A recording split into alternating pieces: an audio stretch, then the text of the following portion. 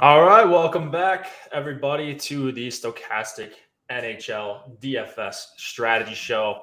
I am not Slim Cliffy. I'm Jake Hari. I am joined by my buddy, Josh Harris, to break down this big 5-gamer, big contest tonight. Josh, how you doing? Yeah, they let me produce, and now we're 7 minutes late. I felt like George Clooney at the end of Ocean's 11 trying to blow open the safe. Got the explosives ready, hit the button, and nothing was happening. Needed to get some help. Here we are. Yeah, I'm going to just pretend like I know what that reference is and keep it moving. How's your last couple days been? I know we had a slate yesterday. How did that go for you? I've hit a nice cold streak, which is good. It's never good to have a cold streak, but if you're going to turn it around, this is the weekend to do it with the NBA All-Star break contest getting bigger. So hopefully I can get some run good going this weekend and maybe Tuesday. And we'll turn it around. Ebbs and flows of the single entry life. So yeah, this would be a good time to have your single entry nuke night like you've had already a couple times this season. So good time to run good these next 6 days. NBA, obviously, on All-Star break. If you're new, welcome to the show. We're going to be showcasing some of our tools, obviously talk through all the games right now. Got the lineup builder up on the screen. We're just going to keep that up along with some other tools throughout the entirety of the show. We're going to build some lineups, build a prize picks card or two. I've been tweeting out some prize pick stuff. I think these parlay type sites, I know you're technically not supposed to call them parlays, but these flex plays on prize picks and the other sites like it, I think I'm having a lot of fun with them. I think a lot of them are pretty profitable. If you're just using the projections, using your own projections, other sites, whatever it is, I would use ours because I'm doing them, but they are a lot of fun. Big Turk though. Loves the Johnny Gaudreau overs. Been smacking all season.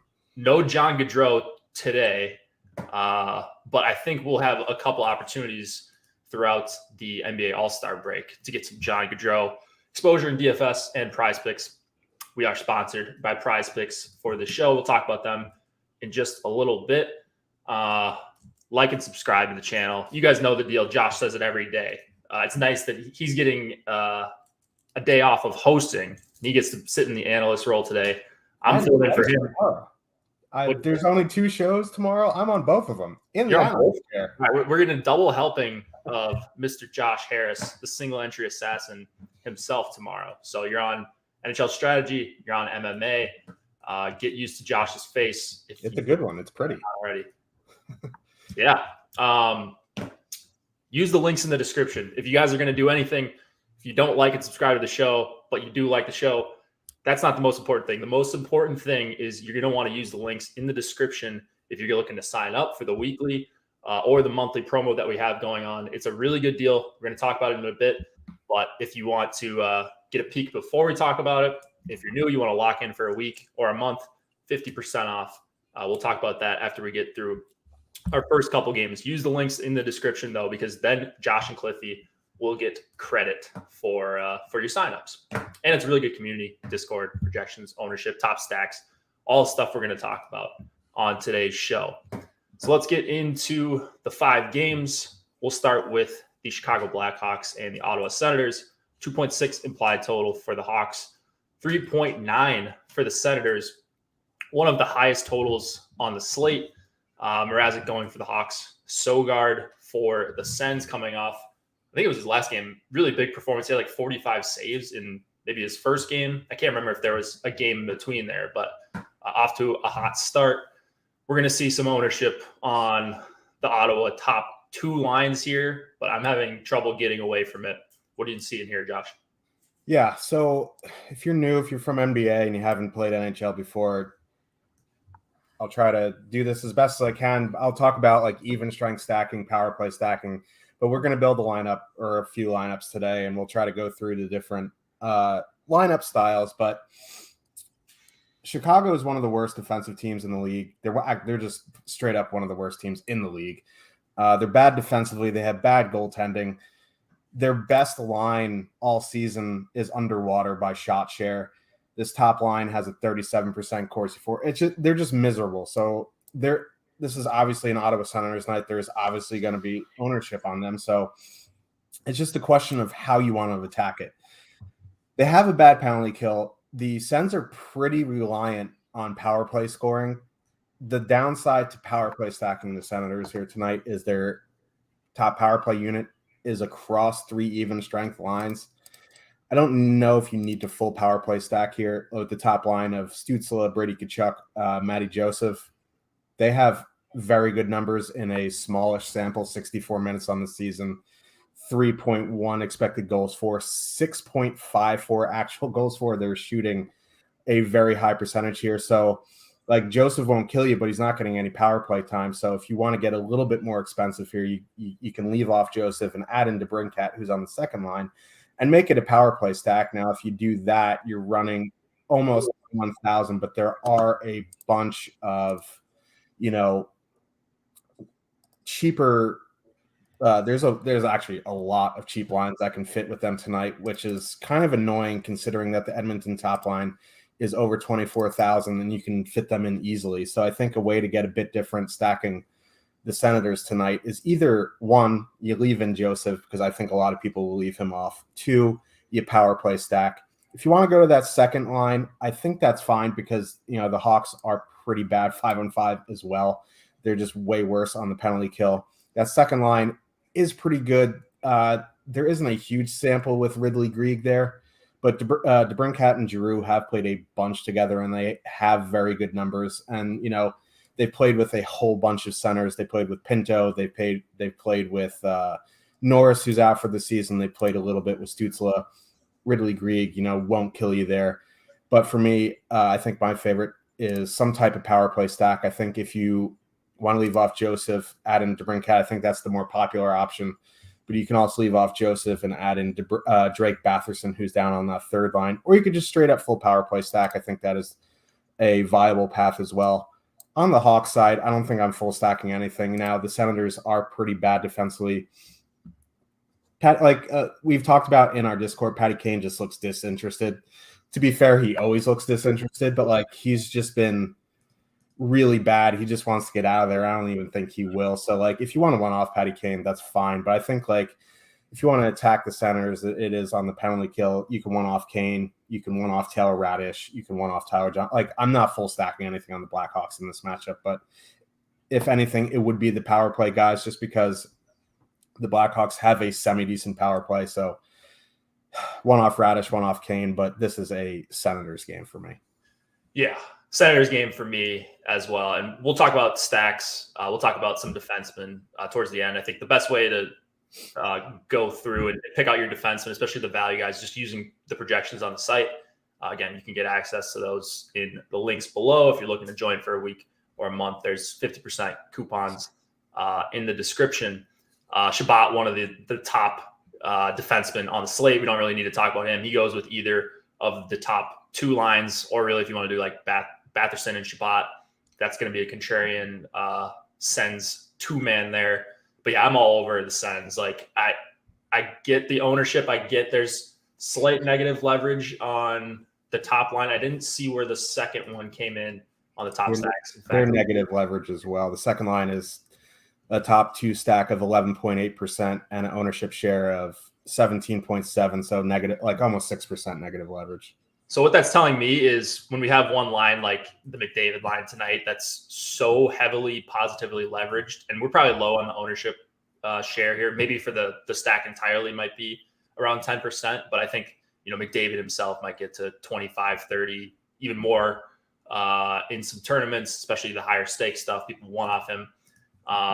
But I would just say maybe look to avoid playing these Ottawa lines with Edmonton 1. I don't know if you can fit full Ottawa 1 with them, but I have no problem playing either of the top two. I think the ownership is fair for both of them.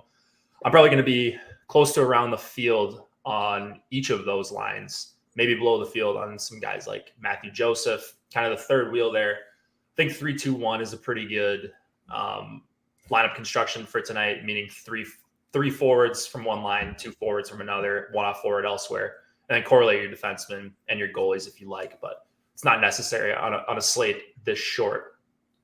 You mentioned going with the full power play stack as well. I wrote that up.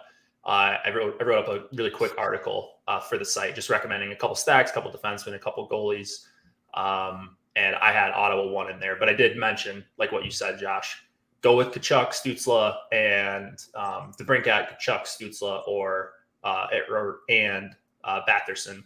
And that might be a way to get a little bit of a unique three-man combo there.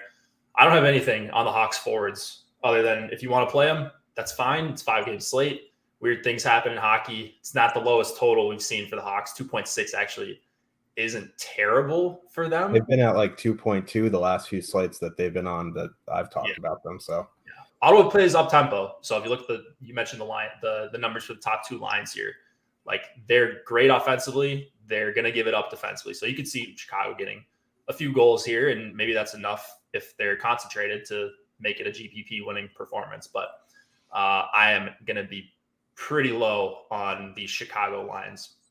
Maybe some Athanasiou one-offs. Did you mention him as you went through? I did not.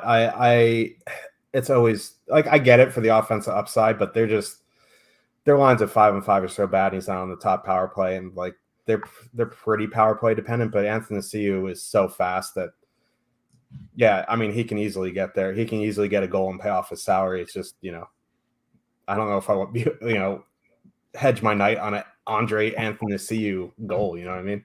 Yeah, he'd be like a last guy in where, if you leave off Joseph or one of the third wheels for one of these powerful lines, you throw an Athanasiou. Just a way to get unique. 2.2% expected ownership in our lineup builder there. He's a guy who, I think Cliffy said one of our first shows, that he likes one-offing Athanasiou because he's just instant offense. Just a couple seconds here, he gets one step, all of a sudden he's got a goal. And that's really all you need for your one-off there, especially if it's a lower scoring slate. Anything else here? I don't believe so. I mean, if you want to, get a little bit different, we've talked about going down the lineup in these high chalky areas, like Batherson, like you said, Batherson, Shabbat, two-man would be contrarian. Add in Shane Pinto, his center, and that's a nice little, little bit cheaper three-man, because they'll see a bunch of that Domi line just to give you a taste on how bad they are defensively. In 80 minutes this season, the Khrushchev, Domi, Kane line, 17 high danger chances against per 60, 4.3 expected goals against per 60 minutes, 7.45 actual goals against. So not only are they giving it up defensively, they've gotten poor goaltending behind them. And it's just, so like Ottawa 3, you don't have to full stack, but going like Pinto, Batherson, I think could be a nice way to get a bit lower ownership in a high ownership, high total game. Oh yeah. In my MME builds, I'm more of an MME player. Josh is more of a single entry type or a few lineups, although he has dabbled in some MME, and now would be a good time to do that, Josh, with all the tools on the site. But I do know how to MME, copy and paste is a bit of a different story, but no, I can. It's just copy. Yeah, you did the hard part right. It was just the copying the CSV into the DraftKings CSV, saving and uploading to DraftKings. I get how that can be.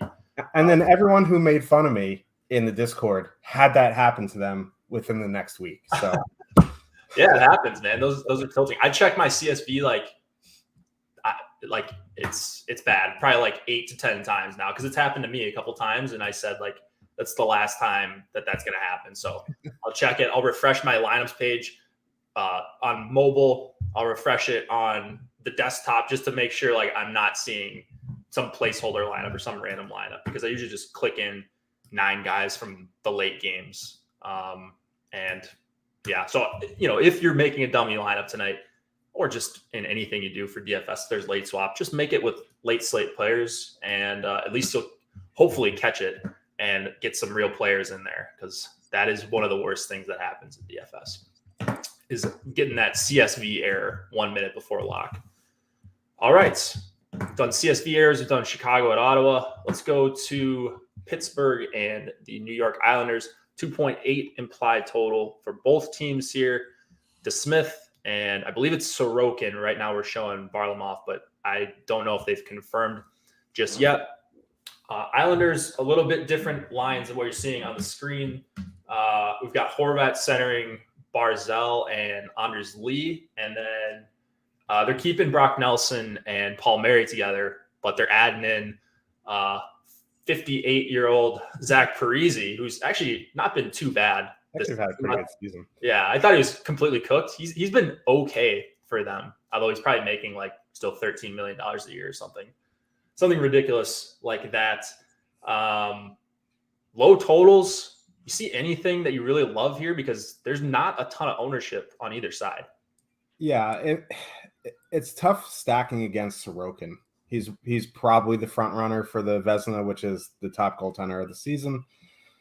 That being said, the way the Islanders match at home, they usually send out that Barzal line against depth, and they send out the third line against the top comp. Now, John Gabriel Pajot just went on the IR.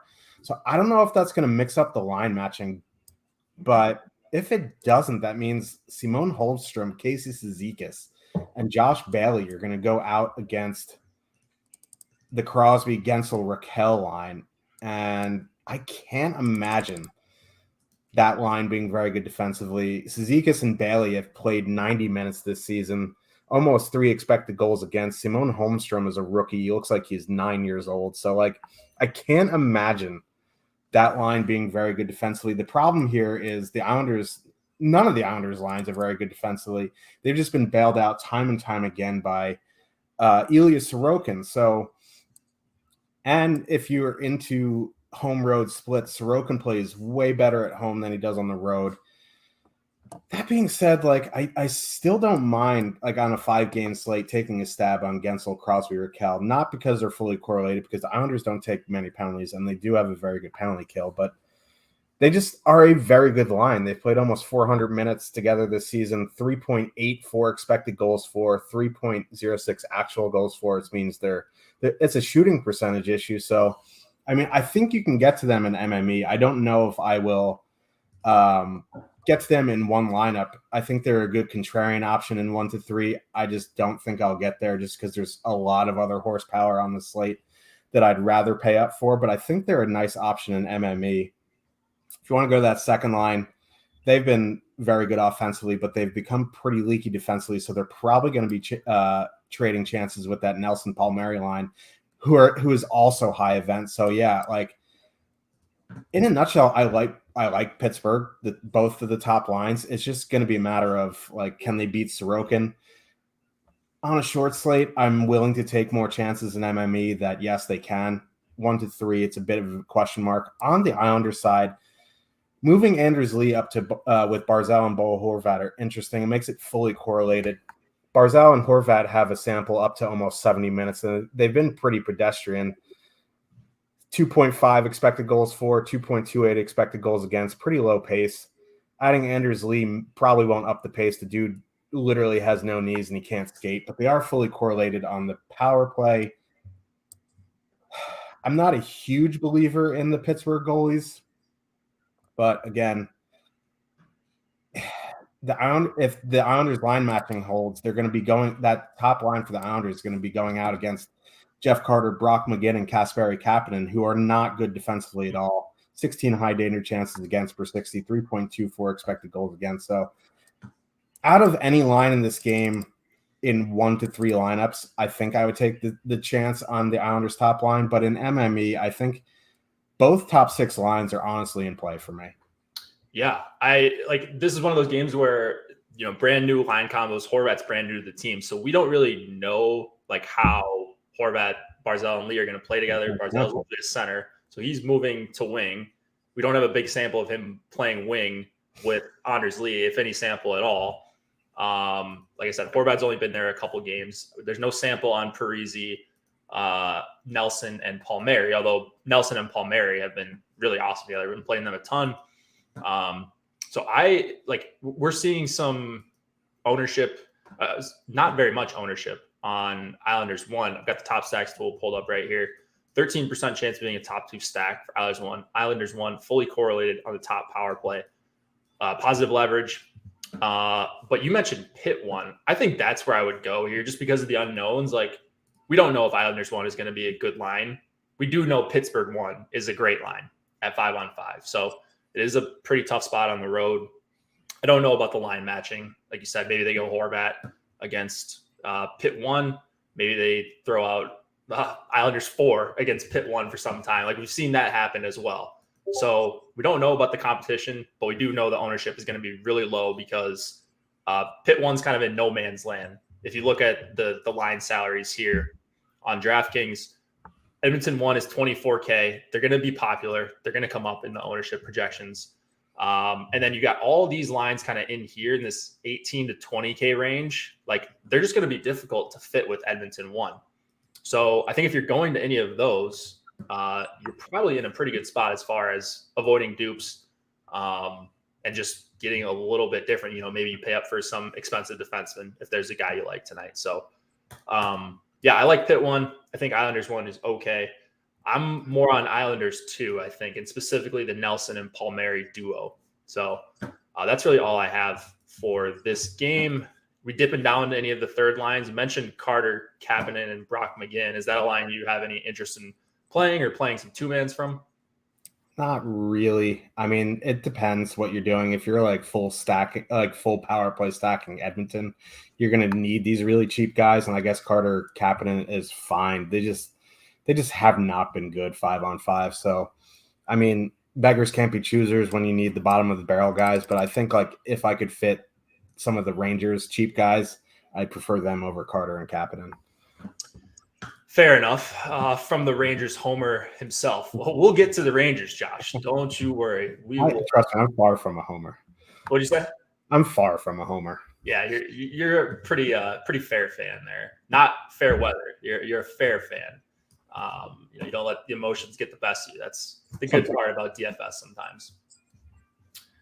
All right. I mentioned the offer that we have going on. Before we get to the third game, Stars and Wild, there's a special offer for just the people that are watching the show. So if you're new, consider yourself lucky. This limited time deal is going away very soon. Right now, we've got 4 weeks of NHL premium for under $30.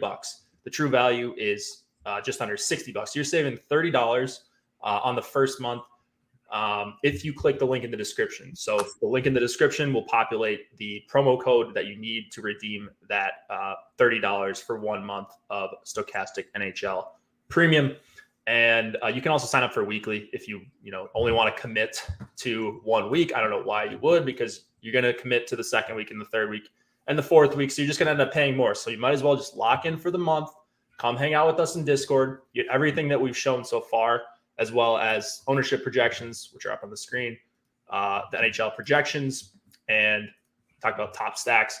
We've got over on OddsShopper, Parlay Builder. We'll talk about Prize Picks a little bit later, but we've also got a props page that I don't have pulled up right now. But if you go to the NHL bar on the Stokastic homepage, you can see that as well, and that can help you make some props, make some prop bets. So click the link in the description below. You are not going to want to miss out on this. The Discord, Josh talks about the Discord all the time. Tell him about the Discord, Josh.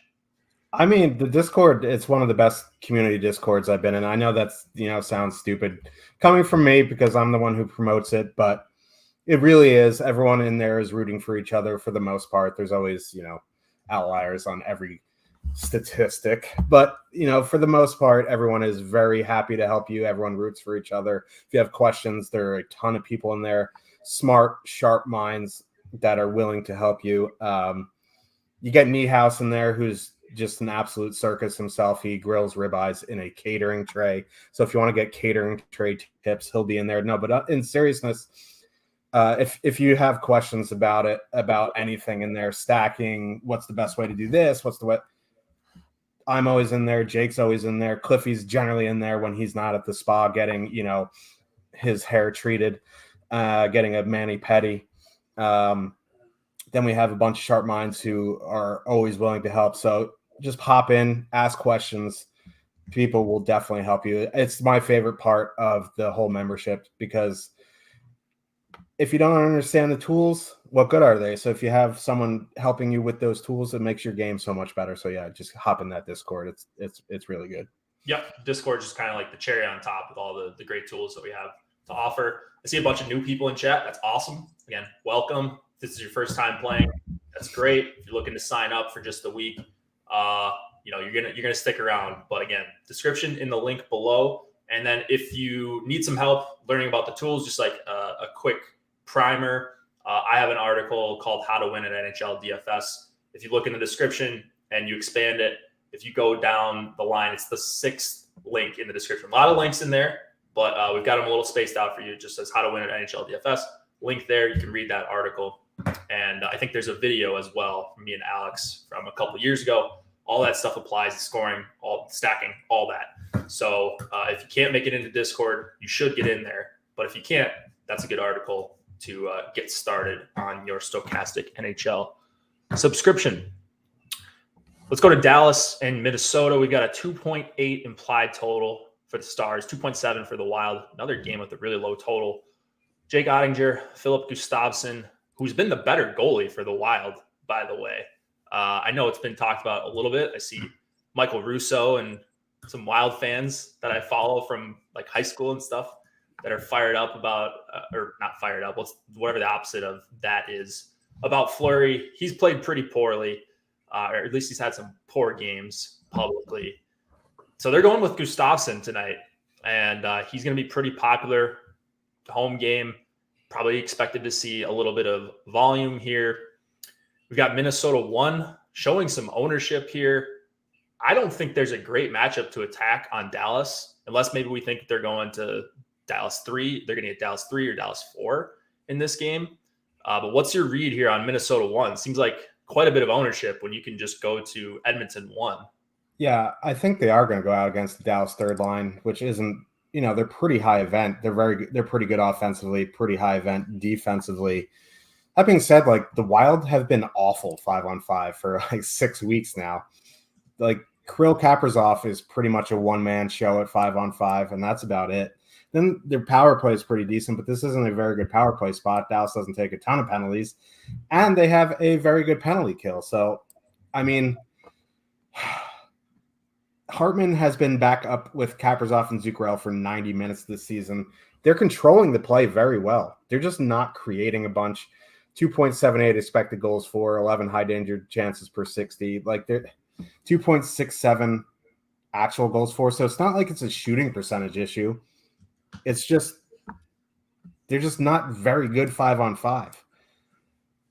I like Cliffy talked about it on the last show. If you're going to spend up for a line or fade an expensive line, it would be, Minnesota. And I kind of have that same feeling. I think you can one-off Kaprizov here. I think you can do some stuff with the power play, like Joe Larsenak, Kaprizov 2-man, or, Joe Larsenak, Boldy on that second line. But then they have, Adam Beckman on there, and they're going to get the Dallas 1 matchup, which is very tough. That line is an elite line. So I just don't know how much interest I have in the Wild. In a nutshell, I do like the top line. They just have not been very good 5-on-5 this year. They were very good last year, but for whatever reason, it's not translating this year. I think Kaprizov's fine. I just have trouble, paying that price for Matt Zuccarello. Hartman not being on the top power play is another ding there. So not a huge fan of the Wild tonight. If anything, it would be that top line. But again, I don't think you need a full stack. You want to get Kaprizov in there. I think that's fine. On the Dallas side, it's a bit of a trickier question because Gustafsson is the better goalie, and Joel Eriksson-Ek is one of the best defensive centers in the NHL. Now, he doesn't have Marcus Foligno on his wing, and without Foligno, the expected goals against goes up. But there's still a good line, and he has over 100 minutes with Matt Boldy this season, 8 high danger chances against per 60, which is well below league average, 2.05 expected goals against per 60, which is also below league average. So there's still a good line. I don't know too much about Adam Beckman. I do know he's been up on the Wild for 6 games this season. He's played between 8 and 12 minutes in those 6 games. So I don't expect him to play a ton with them. You probably are going to see, Jordan Greenway take a shift here and there, Brandon Duhaime take a shift here and there. But the point is Eriksson-Ek going out against Dallas 1. Joel Eriksson-Ek is one center I do not like stacking against. So I think, Dallas 1 getting there a little bit, the more lineups you make is fine because they're one of the elite lines in the NHL. But I just don't want to, bank my night on a Dallas on the road going into one of the best defensive centers in the NHL. So, to me, most of this game is going to be MME for me. I don't know if I'm going to be really prioritizing anything in 1 to 3. Yeah, it's a decent MME game because of all the spots you mentioned. So you can full stack Minnesota 1. It looks like a bunch of people are going to do that. You can full stack Dallas 1 at low ownership. That's not a bad idea. I mean, that's basically what I said about Pitt 1, what you said about Pitt 1 applies to Dallas 1. Great line, really tough spot, but low ownership. So you're getting rewarded with the ownership. Do they outperform Edmonton 1 out of 5 times here if they're 5 times less owned? Yeah, I think they probably do. But is it tonight? I don't know. It's a really tough matchup. So going with some 2-mans, again, this is kind of why I like the 3-2-1 combination. Or the 3-2-1 lineup construction, and we'll make a 3-2-1 in a bit here. But you can go Eriksson at Greenway. You can go Kaprizov with Zuccarello. You could go Hintz Robinson. I like Sagan Marchment a little bit. I like Marchment. He always pops in the projections. He shoots. He shoots a lot. You can go Wyatt Johnson and Jamie Benn. So kind of a lot of third wheels here that I don't love playing. So I'm going to just be mixing in these guys in MME builds. So I don't mind this game. If I was playing one lineup tonight, I would just probably cross this game off entirely. Looks like 2 good defensive teams. Best line in the game is going up against one of the best shutdown lines in the game, who did a really good job, by the way, against Colorado in their last game. They gave up 2 goals, but I think they had under 0.1 expected goals against the Eriksson-Ek line while Colorado 1 was on the ice. Marc-Andre Fleury, a little leaky. Yeah, just a little bit leaky, but they've got the GOAT, Philip Gustafsson, tonight. So maybe a better defensive performance or even better defensive performance for the Wild tonight. All right, let's get to – I don't even know if you can call this the main event because the game after this, the true late night hammer, well, I guess they're both right at 9 o'clock Eastern time. But these last 2 games are going to carry a lot of ownership on both sides. So we've got the Rangers and the Oilers, 3.3 implied total for Josh's Rangers, 3.6 for the Oilers. Stu Skinner expected to go. Igor going for the Rangers, of course. Everybody loves playing Igor DFS. It seems like no matter how high we project him in ownership, and right now we have him really low owned, he'll probably be a few percentage points higher. But you can get some low owned Igor if you can stomach that at 8K. Otherwise, you can play the Oilers, who are going to be pretty popular. McDavid skating with Hyman and Nugent Hopkins fully correlated on the top power play. Evander Kane going with Draisaitl and is it Janmark or Yamamoto? I can't remember. They said Yamamoto's back in the lineup, and they sent Holloway and Descharnais downs, but I don't know. I'm seeing Kane, McDavid, Yamamoto, Hyman, Draisaitl, McLeod. Oh, okay. So that's brand new, even from right before I checked before the show. Either way, for me, and I'm sure it's going to be the same way for you, if I'm playing Edmonton tonight, especially with how spread out their lines kind of are right now, your power plays are funky. Kane's in the second unit power play. It's going to be McDavid and then some combination of Nugent Hopkins, Draisaitl. I'll definitely include Kane in there, and then Hyman. Hyman's kind of a different player when he plays with McDavid and when he doesn't. So I always bump him up when he's expected to go with McDavid compared to when he's not. And then you got some interesting combos as well. On the Ranger side, Zibanejad, Kreider, Tarasenko, Trocheck with VC and Artemi Panarin. Plus the kids line, a lot to like here. I think you're going to like the kids line going up against this Edmonton depth. I can feel a Capo Caco night for Mr. Josh Harris here. Yeah, I do like the kids. I'm trying to confirm these lines. I don't see them anywhere. Yeah, so I don't know. I was looking probably at like 1 Eastern to see if Edmonton had started their skate, and I just saw one beat writer tweeted about Yamamoto being back, but that was it. So I don't know what's going on there, but it doesn't really change much in the analysis, no matter what the Edmonton lines are. That being said, McDavid, super expensive, not getting a ton of ownership, which always gives me nightmares. He's always going to end up getting ownership, but like the guys around him usually don't. I went and did a little bit deeper dive on Igor's season because I see a ton of Igor slander in the Discord. Oh, this guy's overrated. This guy sucks. He just happened to have like the greatest goaltending season in the modern era last year. He is second in the NHL in high danger saves above expected behind Vasilevsky, which is certainly acceptable there. He has over 10 there. He has a 927 save percentage when the league average is 902. He's like 8th in the league in goals saved above expected. He's having a very good season. He's just not having the Igor from last season, which is like, I don't know if it's hyperbole, but it was arguably one of the greatest goalie seasons of all time. So he's still good here. Now the thing is, McDavid, okay, he is. He's the greatest player of this generation. There's probably going to be some, like Crosby haters crying about it, but like he's the best player in this generation. So you have McDavid, you have Hyman, you have Draisaitl on the top power play, you have Nugent Hopkins on the power play.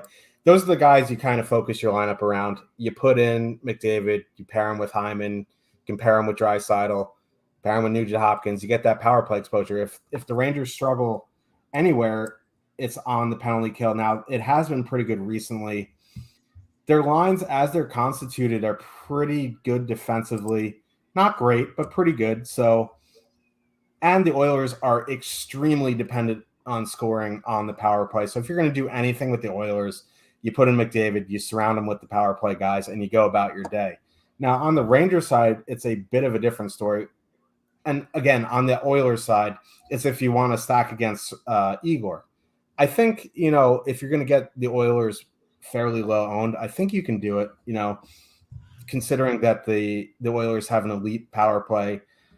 Igor has shown a bit of a weakness on the penalty kill. So I think, you want to get in those power play guys on the Oilers. I think that's fine. On the Rangers side, it's a bit more of a question because they have 3 playable lines. Kreider and Zibanejad have very good numbers this season. You add in Tarasenko, that's going to help them offensively, hurt them a little bit defensively. Trocheck and Panarin have unbelievable offensive numbers in a smallish sample. VC's not going to kill you there. Edmonton's not very good defensively. I think they don't have a very good penalty kill either. I think you can power play stack. I think you can go full line 1. If you're looking to get more expensive and you need a filler, I think you can take bits and pieces from the kids line, the third line of Kako, Hedel, and Lafreniere. Their numbers aren't excellent 5-on-5, but they've played better of late. And if you are like power play stacking the Sens, I think if you can fit in Lafreniere and Kakko, I obviously prefer them to, trying to use, like Jeff Carter and Kasperi Kapanen. So I think the way to do the Rangers here is you full stack line one. If you don't want to do that, you power play stack. And if you don't want to do that and you need some fillers, I think you can use the third line. I think all things are in play in all formats here. I prefer the Rangers side just because, the Oilers aren't very good defensively. Stu Skinner is pretty good, but, he's not as good as Igor. So I think I'm going to go with the better goalie and side with the Rangers. But honestly, I think, this is a very good spot from the Oilers just based off ownership, and getting low owned McDavid on any kind of short slate is always a scary proposition. Yeah, I don't know if we're probably underestimating the ownership here. It's hard with these star players. You never know. I mean, McDavid's always higher than his projection, but like he's always the highest, and then the other guys around him are always way lower. Yeah, so you might see like McDavid at 28% or something. Maybe that's a little extreme. And then Hyman at 16, and then Nugent Hopkins at 9. Yeah, like that could easily happen. So a little bit tough for the ownership on Edmonton.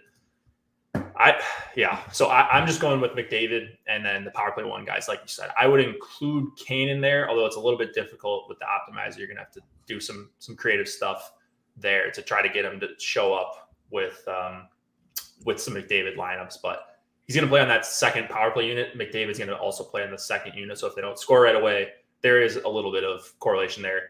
Plus, they might just change the lines up mid-game, and then you could see the Oilers scoring 3 goals in the second period, and McDavid and Kane are all of a sudden skating together. So I'm just playing the good players on the Oilers side.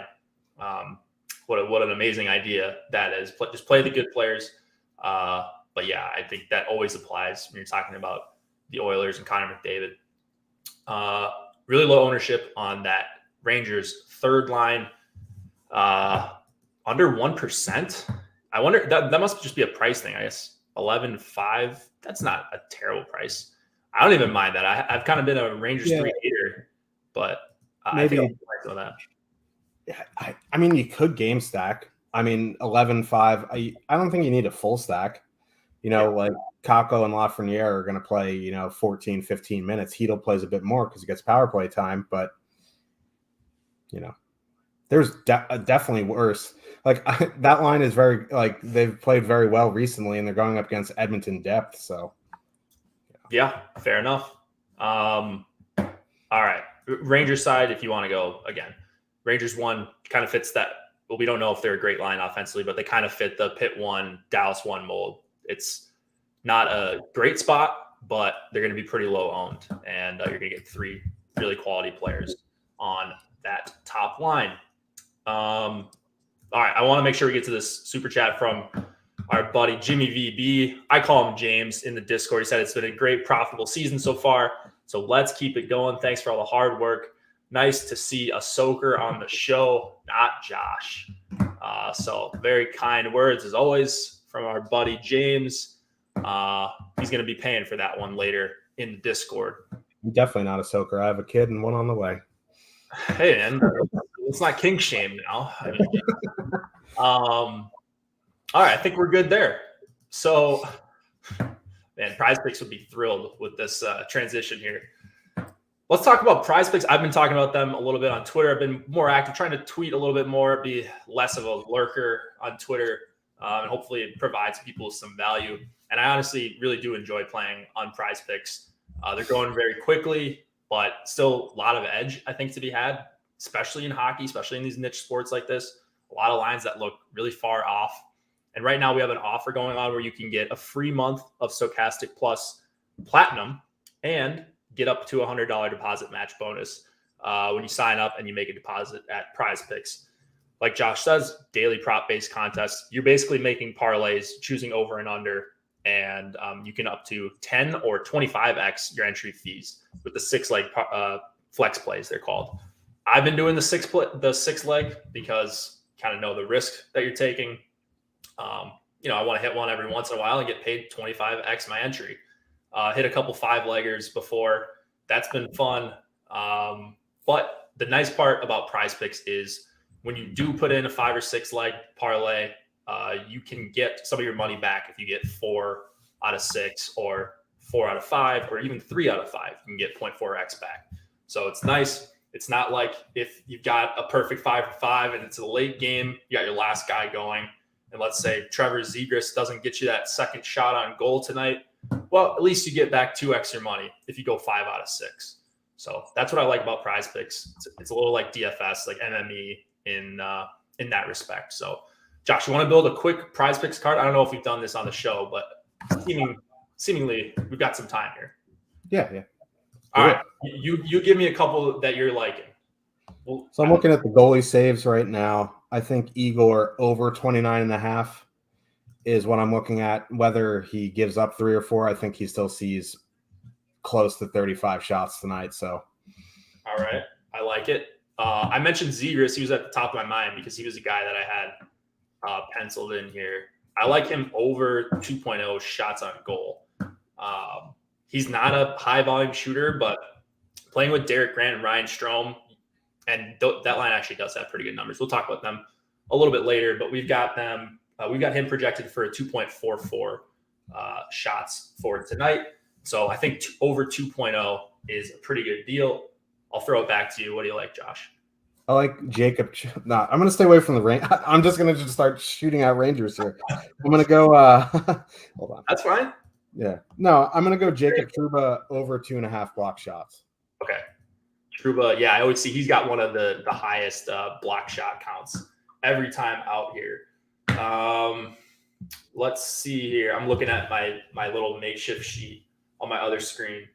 I do like Palmieri. I've been playing Palmieri a lot. People are probably sick of me if you've been tailing my picks on Twitter. I've been playing Palmieri in like every other card, basically every time he plays. But like him and Brock Nelson have been so good at 5-on-5 that, and I don't think Anders Lee is really going to hurt that. So I am using projections as a starting place, but I'm definitely kind of using my own context with line matching and other stuff like that. But I'm looking at Prize Picks. Palmieri just happens to also be projected for 2.44 shots. The last time I updated the sheet here. So it'd be somewhere around 2.4 shots. So I think 2.0 is a pretty good deal there, especially if he's going to go up against Pitt's second line. You mentioned they were pretty high paced both ways. So hoping to see some fireworks there. Just need 3 shots for Palmieri to get there. Let's do a 6 pick. You got one more in you? Yeah, I got Brady Tkachuk over 0.5 assists. Yeah, I built one earlier with that. I really like that a lot. And then one thing I like to do on Prize Picks as well, and I was talking with Shanzan about this a little bit, so you know that it's serious if Shanzan is talking, because this guy is just the betting king right now. He just immersed himself in everything, really doing a good job with all of the stuff on OddsShopper. Is building in some correlation. So it's not perfect correlation, but let's say you got Brady Tkachuk here at over 0.5 assists. So if Brady Tkachuk gets an assist, who's the most likely guy to score a goal or get points or be around the play? It'd probably be a guy like Timmy Stützle, yeah. Yeah, so he's at 3.0 shots. I think we have him projected for lower than 3.0, but it's close enough, and you're getting that positive correlation. So the thought is, well, if Tkachuk is getting an assist, maybe Stützle is the one scoring a goal. So you're getting levels, or you're getting like some positive correlation there. So those are the types of things I like to think about. It would be nice if Prize Picks added guys on the same team in the points category, because maybe you could react to some line matching. You could go DeBrincat over 3.5 shots just because he's on the same power play and he does shoot a bunch. So yeah, I think that's another option as well. That's also a solid play. But yeah, stuff like that. I think those are those little edges that over the long haul, especially if you're doing 6 picks like this, it's not going to pay off very often, but when it does, you can get rewarded pretty handsomely. So going with a little bit of positive correlation is a great way to go. I want to put this in for $20. I'll only take $500 from Prize Picks when we go 6 out of 6. I'll tweet this out a little bit later. Successfully submitted. Feel free to tail me and Josh if you haven't been tailing me, because Josh is probably much better than me at this. I'm a novice, but I'm working more and more each day to try to get it going here. Prize Picks needs to become legal in New Jersey. Now I'll start, pumping out some cards. Yeah, exactly. But the only thing not legal in New Jersey, you can even, well, that and you can't throw pickles in the street on Sunday. Just on Sunday? It's a weird New Jersey. Yeah, yeah. If you throw a pickle in the street on Sunday, you could go to jail. Wow. Okay. That is true, by the way. Don't throw those kosher dills in the street. All right. I will remember that when I go and visit you at your mansion. If you guys also want another way, so we were going off projections there and the kind of more feel correlation based. If you're looking for a market based approach, over on OddsShopper, we've got this parlay builder, which is really cool. We have this for multiple sports. Right now, it's just NHL.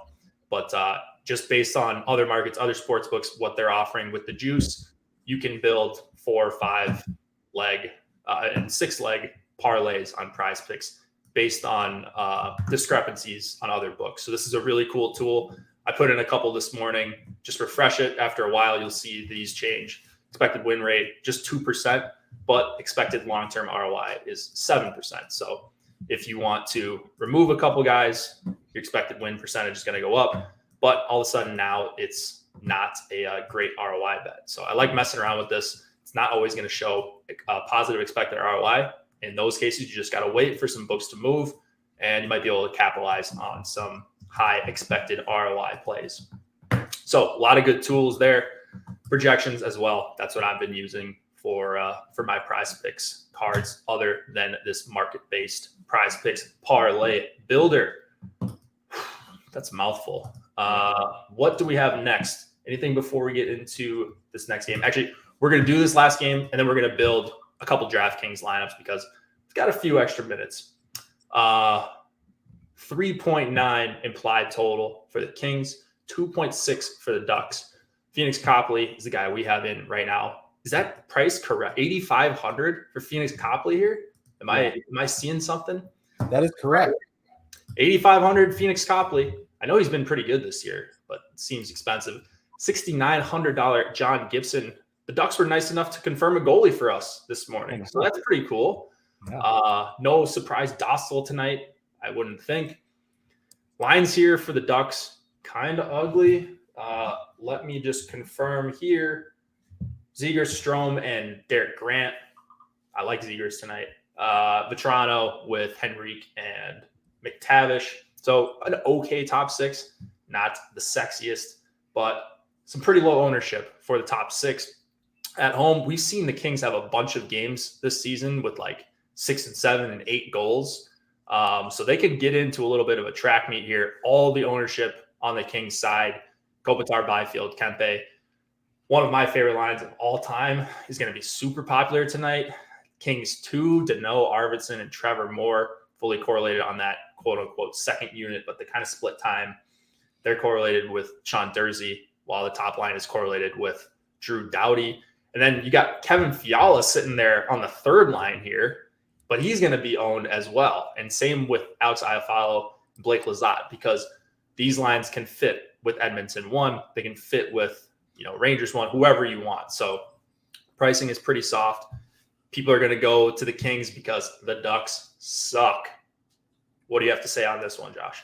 Yeah, the Ducks are atrocious defensively. They got an awful penalty kill. They take a bunch of penalties. John Gibson can only do so much. I like John Gibson, but this, he gets hung out to dry more often than not. Ducks don't really hard match at home, but they generally send out that Henrique, McTavish, Vetrano line up against top comp. In this case, it would be Kopitar, Kempe, and Byfield. McTavish, Henrique, Vetrano doesn't have a big sample. McTavish and Vetrano have a 180-minute sample together. And surprise, surprise, they are trash defensively. 18 high danger chances against per 60, 3.56 expected goals against per 60, 3.33 actual goals. John Gibson bailing them out a little bit there, but that's so bad. So, that definitely favors Kings 1 here. The thing is, like, the Kings top line, 5-on-5 at least, isn't very good. They're pretty low event, 52% Corsi for, 2.86 expected goals for, 4.57 actual goals for. They're actually shooting at a pretty good clip here. Now, it is the Ducks, so I think you can play them, and they're fully correlated on the power play, which is a nice bonus. The Ducks penalty kill is bad. Kings split their power play, but the top unit does play a little bit more. So, I think Kings 1 is a good play. Now, the most popular line on the night, not just in this game, is the Kings second line. Trevor Moore, Phil Deneau, Victor Arvidsson. They had unreal numbers last season. The numbers this year are pretty good as well. Trevor Moore was hurt for a while. They're fully correlated on that second unit. And another reason to play him is they're going to get bottom six matchups of the Ducks. Isaac Lundestrom, Jakob Silfverberg, Max Jones, right? They're just bad defensively. This line hums. They're not very expensive. They're, 14-1 to full stack. You could fit him in with Edmonton. You can fit him in with all the expensive guys. That's why you're seeing them so popular. So if you're making an Edmonton Kings second line lineup and it fits too easily, just be aware it could be duped, but there are plenty of ways to get different with defensemen and goalies. So, it's just whether a question of if you want to eat chalk. I think, if you want to go to that third line, you want to go, Kevin Fiala. I think he's an interesting one-off, although he's getting ownership too. But down on that third line, getting, top power play time, I think he's a nice play as well. So if you take ownership out of the equation, I think, both of the Kings' top six lines are very good. Like, you add in ownership, it depends what you want to do. You just have to make yourself aware that, they're going to be popular, and it just depends on how you want to build. On the Duck side, I don't know if I'm going to full stack anything. Like Ryan Strome, Derek Grant with Zegras. Like, I like Zegras. I think you can one-off Zegras. That line in a very small sample actually has pretty good numbers together. It's just a very, very small sample. It's like 2 or 3 games on 5-on-5. They will get bottom six matchups. That's, the Ducks send out that top line against bottom six, and that third line for the Kings in almost 200 minutes, almost 3 expected goals against per 60. So I think you can take bits and pieces from that Zegras line. I don't think you need a full stack. Strome and Zegras correlate on that top power play as well. So I think you can two-man them. If you want to add in Derek Grant, you can leave them off. That second line, getting a bunch of that Kopitar line, like, it's okay, but like Zegras is their best player right now with Terry hurt. So you can, add in Terry to a Henrique McTavish stack or whatever you want to do. But like, I think, from the Duck side, it'd be Zegras is the guy I'm focusing on. If you want to add Strome, I think that's fine as well. Yeah. I think I'm going to end up, when it's all said and done, kind of plugging my nose and being over on the Ducks here. Just hope this game is kind of a circus, as you would say, Josh. And hope it's high scoring. Maybe you get, some spread out scoring from the Kings, and you find the Ducks line that scores twice because no ownership. They are at home. It's like with the Hawks. Although I'd much rather play the Ducks than the Hawks, just generally, especially with the Patrick Kane trade rumors and seeming like he doesn't care at all. I think you can go to even like an ultra cheap 2-man Ducks 3. That's about as gross as it gets. If you want to stack up McDavid, Draisaitl, Hyman, whoever it is, and go with like Jakob Silfverberg and Jones or Lundestrom, it's not the worst thing in the world. You hope that they combine for a goal, and you get there with your power play studs elsewhere. So I can see myself having some lineups like that. It's not going to be fun to click in, but I use Fantasy Cruncher, so I don't actually have to click it in. And then I rank out my lineups in Excel. So if it doesn't work out, I just blame it on that and move it along to tomorrow. We got 5 more days of big contests. So I've got Kings 2 here on the lineup builder. I'm going to show you why they're going to be so popular. First of all, great line at 5-on-5, correlated on the quote-unquote second power play unit. But again, they're split. If you go McDavid, Hyman, and Nugent Hopkins, you can still do it. You can still get a lineup in here. I think you might have to, 60. Actually, that's really tough to get those 3 in. So you'd have to go like McDavid and Hyman or McDavid and Nugent Hopkins, and then you could get cheap elsewhere. Do you have any cheap utility one-offs that you like? And then we'll fill in the defenseman and the goalie here. Let me see, because it depends how cheap, because I think let's Let's see. Yeah, most of these guys are pretty expensive. So you're going to look towards Athanasiou, perhaps? Athanasiou. Said we don't want to play Hawks, but like that 3,600 range. Like I think Athanasiou is all right. Mason Marchment's okay. You can get Capo Caco. You can get Alexis Lafreniere. Who else here? Quentin Byfield on the Kings top line. Yeah, I kind of like Marchment. So yeah, we don't have to play anyone from the Hawks. Play a guy who's got good shot rates. What about goal? Actually, let's go to defenseman, and then we'll figure out goalie afterwards. I have a feeling we're going to go with the goalie from one of the low total games. How much salary do we have left? We got 53.66 for 2 defensemen and a goalie. So we're going to have to get cheap with a couple of these guys. For me, you don't have to get too cheap. Yeah. I'm going to pull up the top defenseman values right now. Let's see what we got. Eric Brandstrom, Travis Hamonic, Benoit. I'm not even going to name Bulio. Bouchard. I actually like Bouchard quite a bit tonight. I wrote him up. It's one of the cheap guys. He's seeing like 18 plus minutes in 3 out of 4 games. You like that? Yeah. Well, Bouchard with minutes is good. It's always a question of his minutes. You know what I mean? Yeah. All right. So let's click in Bouchard. And then we've got 63.50 for a defenseman and a goalie spot. We're actually in pretty good shape here. Yeah, we're pretty good defenseman shape. You like as one-off. We can correlate with the one-off with Mason Marchment with like Niels Lundqvist because or Esa Lindell. Like Lundqvist is on the second power play unit with Marchment, but Esa Lindell is the shot blocking guy. So I think Lindell. Okay, so then we got 8,900. We could just go with the late night full king stack with the goalie, 8,500. Hope to lock up the win. Assuming your stack goes off, you get Copley in there, leave $400. I don't think this lineup is going to be overly duped. One other thing you could do. No way. Not with the Marchment one-off. It won't be duped. Yeah.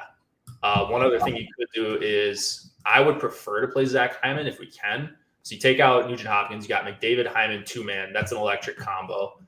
You still got Bouchard in there. He's going to see probably some 5-on-5 time with them, maybe secondary power play time with McDavid. We got 11-1 left. So what we could do, we still have Marchment in there. You can go to Niels Lundqvist. Yep, exactly. Love that. 7,700 left. Now we've got our choice between Sorokin. Actually, is Sorokin 70? No, he's 77. Sorokin 77. Okay, so we got Varlamov up there. So we'll put him in there as a placeholder. So there you go. 82.5 projection in total. What other team do you want to start with? We're going to build one more and then get on out of here. Why don't we – let's get one of these like contrarian – why don't we start with Pit 1 or something like that? Okay, let's do Pit 1. Pit 1 is got the 3rd highest leverage on the slate behind Edmonton 1 and Dallas 1. So let's build a Pit 1 lineup here. It's going to be spicy. I like this a lot. Let's put in Crosby, Raquel, Gensel. Got the option. Maybe we put in Chris Letang. He's actually been let's put in some Letang. All right. See what we're working with. So now we got 48-40 remaining. So I'm thinking we're going to need a really cheap 2-man or just go with a 4-3-1 here, little cookie cutter stack. Why don't we put in the kiddos, the Rangers' 3rd line, see what we got left. All right, here we go. We'll do – we don't have Lafreniere. Do you know his price? It's a name. 3,300. 3,300. All right, we'll just put someone in here. That's 3,300. Where can Matty Joseph is 3,300.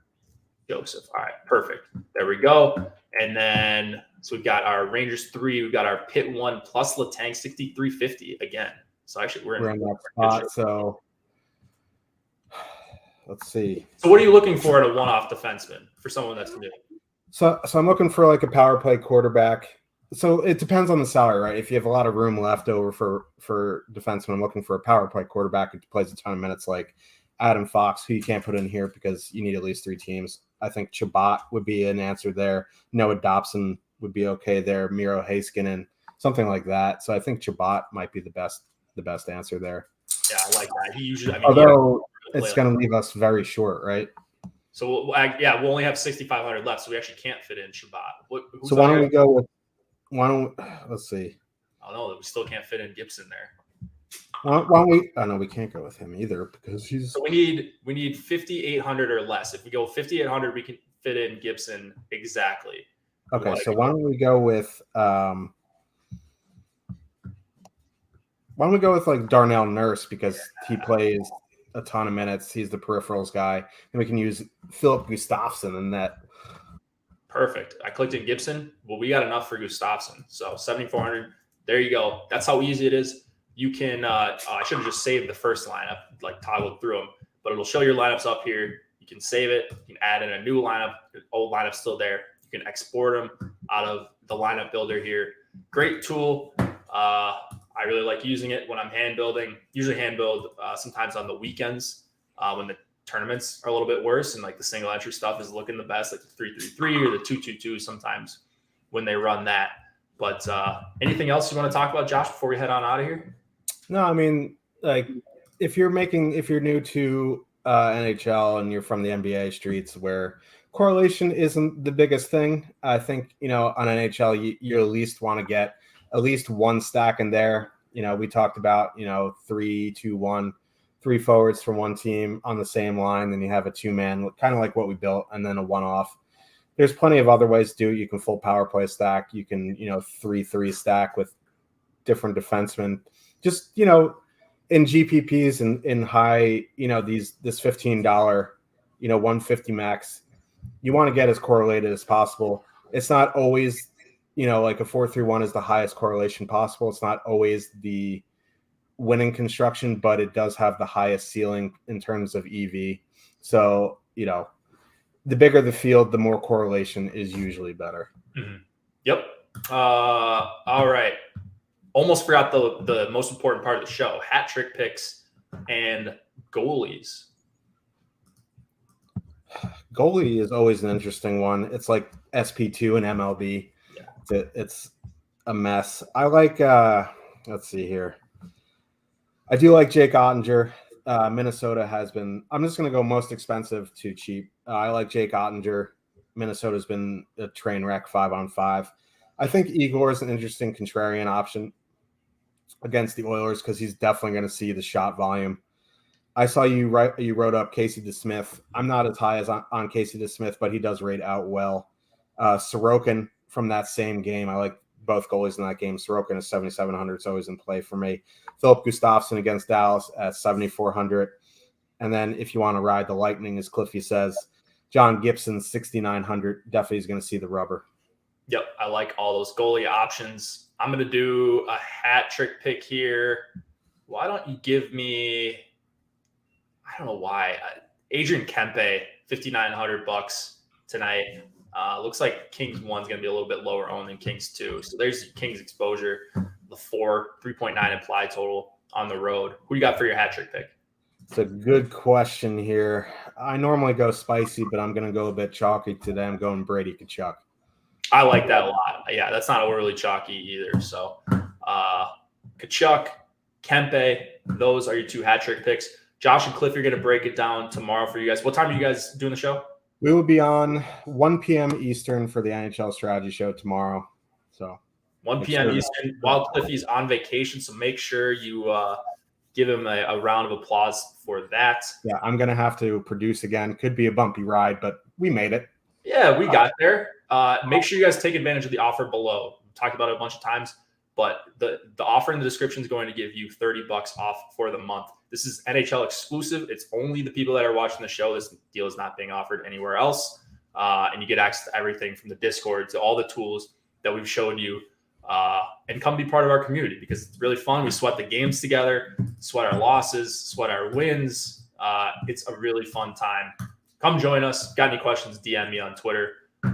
Otherwise, I will see you guys later. Cliffy and Josh will see you guys tomorrow. Good luck, everybody. We'll see you in Discord.